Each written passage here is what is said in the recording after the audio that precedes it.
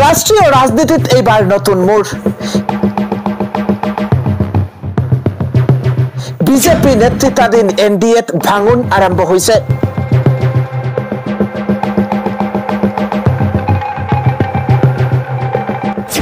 নিৰ্বাচনেৰ পূৰ্বে বিজেপিৰ সঙ্গ এৰিছে সহযোগী দলে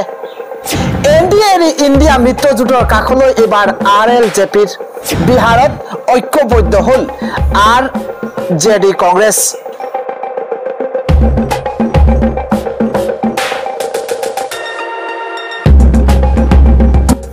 সমাগত 5খনকৈ ৰাজ্যৰ নিৰ্বাচনৰ বিধানসভা নিৰ্বাচনৰ পূৰ্বে খহনীয়া আৰম্ভ হৈছে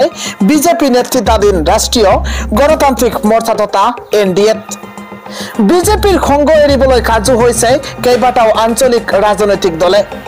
ইতিমধ্যে বিহাৰৰ আঞ্চলিক দল ৰাষ্ট্ৰীয় লোকতান্ত্ৰিক জনতা পাৰ্টি অৰ্থাৎ আৰএলজেপিয়ে ত্যাগ কৰিছে এনডিএৰ মঞ্চ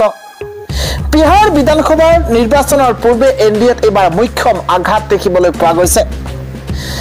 এবাৰ সাংসদ পশুপতি পৰাকৰ নেতৃত্বাধীন আৰএলজেপিয়ে এৰিছে বিজেপিৰ সঙ্গ এনডিএত ভাঙনৰ সুযোগ লৈ বিহাৰত নতুন পুনৰ একত্ৰিত হৈছে ইণ্ডিয়া মৰ্চা বিহাৰত একেলগে নিৰ্বাচন খেলিবলৈ সাজু হৈ পৰিছে কংগ্ৰেছ আৰু আৰজেডি এনডিএৰ সঙ্গ ত্যাগ কৰা আৰএলজেপিয়ে ইণ্ডিয়া গোটত হ'ব বিজেপি মিত্ৰজোঁটৰ চৰকাৰক ক্ষমতাচ্যুত কৰাৰ বাবে ইণ্ডিয়া মৰ্চাৰ সৈতে সামিল হোৱাৰ ইংগিত দিছে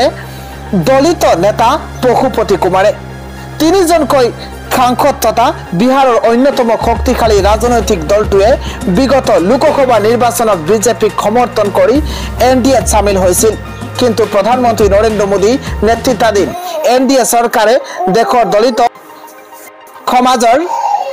প্ৰতি অহা অন্যায় আচৰণত অতিষ্ঠ হৈ এনডিএ মঞ্চ ত্যাগ কৰিবলৈ বাধ্য হ'ল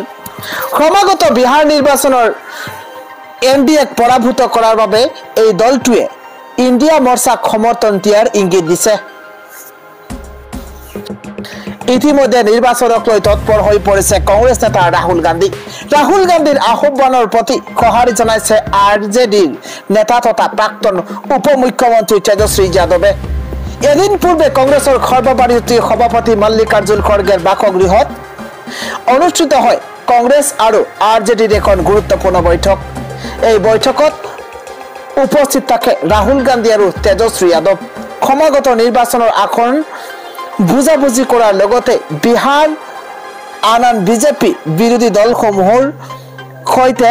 নিৰ্বাচনী মিত্ৰতা সন্দৰ্ভতো বিতং আলোচনা কৰে দুয়োগৰাকী শীৰ্ষ নেতাই ইতিমধ্যে দুয়োটা দলে এই বৈঠক যোগাত্মক বুলি ঘোষণা কৰাৰ লগতে অতি শীঘ্ৰেই আসন বুজাবুজিৰ ক্ষেত্ৰত চূড়ান্ত সিদ্ধান্ত গ্ৰহণ কৰিব বুলি সদৰি কৰিছে ৰাহুল গান্ধী আৰু তেজস্বী যাদৱৰ মাজত সম্পন্ন হোৱা এই বৈঠকক আদৰণি জনাইছে আৰএলজেপিকে ধৰি বিহাৰ আন কেইবাটাও আঞ্চলিক দলে ইণ্ডিয়া মৰ্চাৰ অধীনত